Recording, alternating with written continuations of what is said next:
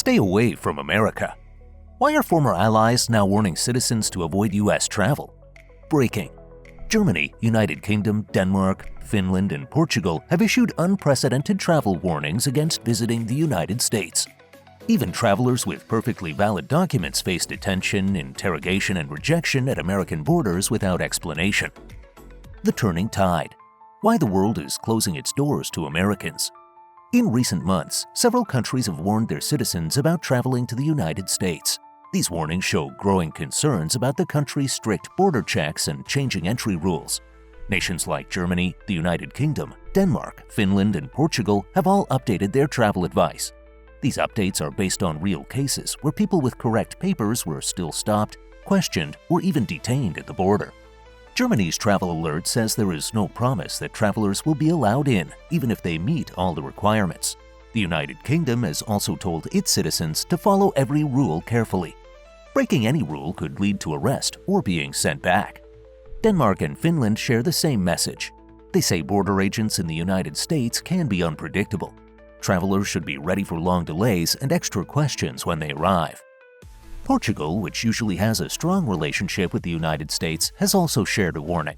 It tells citizens to stay alert and keep checking for updates on travel rules. These changes in advice are not random. They show that countries are starting to see the United States as less safe and less welcoming. The idea of the United States being a friendly place to travel is changing. More countries are now thinking twice and telling their people to be careful. This change shows a new way of looking at travel, where safety and fairness are key concerns for many nations. The Trump Doctrine. Diplomatic earthquake. Think twice about spending money in a country acting against us, warned British Columbia's Premier David Eby as Canadians cancel U.S. trips in unprecedented numbers. Canadian Prime Minister Justin Trudeau made the extraordinary move of publicly urging Canadians to reconsider U.S. travel plans, citing rising political tensions and safety concerns. The result? A devastating boycott. Trudeau also encouraged Canadians to support local tourism and said that the U.S. government's actions were hurting both economies and damaging the relationship between the two countries. This boycott could cause serious financial damage. The U.S. Travel Association shared that even a small drop of 10% in Canadian travel might cost the U.S. about $2.1 billion in spending. Around 140,000 jobs in the travel and hotel industries could also be at risk. This shows how closely connected the two countries are when it comes to travel, as Canadians usually make up nearly 1/4 of all people from outside the U.S. who come in. Signs of the boycott are already clear. Statistics Canada said that travel by car from Canada to the U.S. dropped by 35% in April 2025 compared to the same month in 2024. Air travel fell by 20%. This is now the fourth month in a row with fewer Canadians going to the U.S. Leaders like British Columbia Premier David Eby have agreed with Trudeau and asked people to think twice about spending money in a country acting against them. Travel companies in Canada have seen more trip cancellations to the U.S. Many travelers are choosing to stay within Canada or go to different countries. This shows how foreign policy choices can affect everyday people and impact the economy in real ways on both sides of the border. Economic freefall. Billions lost. The financial devastation is just beginning.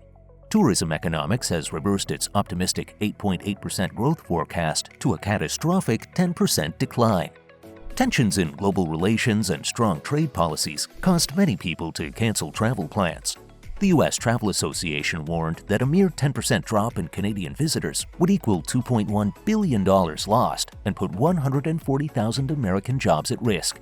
Canadian tourists have always played a big role in supporting the tourism industry in many parts of the United States.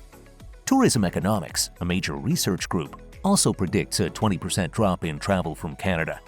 These changes were linked to foreign policies, including large tariffs and rising diplomatic tensions, which made many from allied countries rethink travel plans to the United States. The drop in international travel is not limited to Canada. The U.S. Travel Snapshot for April 2025 showed a 14% decrease compared to the same month in 2024. There was a 17% drop in travelers from Western Europe and a 12% fall from countries outside North America. Before 2025, travel numbers were slowly rising after the pandemic. The effect on the economy is serious. For every 1% drop in international travel spending, the country loses $1.8 billion. If the 14% drop continues, the loss could reach $21 billion by the end of the year. Detained without cause. Travelers trapped in limbo. I haven't seen this kind of treatment in over 20 years, reports Pedro Rios, Border Program Director. There has been a rise in cases where Canadian and European travelers are being detained at United States borders. This has created fear and confusion, changing how people plan international travel. Many of those held had valid documents like tourist permits or work visas. They were still kept in custody for long periods without a clear reason. For example, a German man named Lucas Seeloff was held for 16 days after coming back from Mexico, even though his 90-day tourist permit was still valid. A Canadian woman with a legal work visa was also held for 12 days at the Tijuana border and then sent back to Canada. These are not isolated events. A traveler from Wales was held for almost 3 weeks at the Canadian border. Another German traveler, Jessica Brosch, was locked up for more than 6 weeks, spending some of that time in solitary confinement. Authorities have mentioned visa violations, but in many cases, they did not tell the travelers what they had done wrong. Some people even offered to go back home, but they were still kept in detention.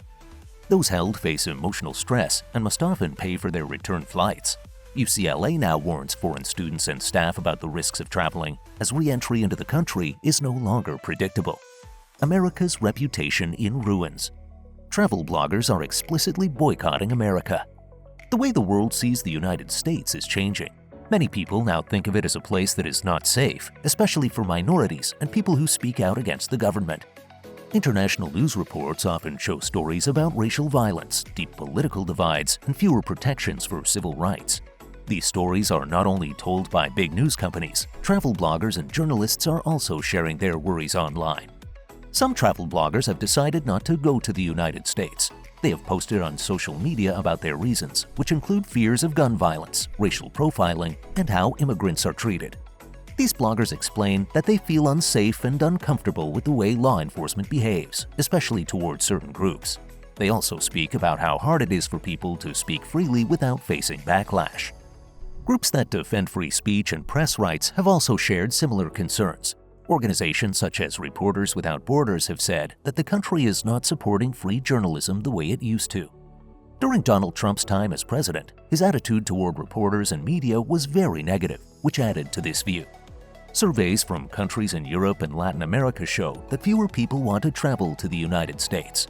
People who are LGBTQ+, Muslim, or politically active say they are afraid of being treated unfairly.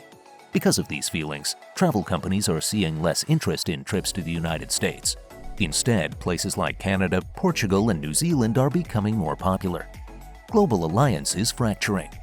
The European Union is considering unprecedented steps like no more visa-free travel for Americans.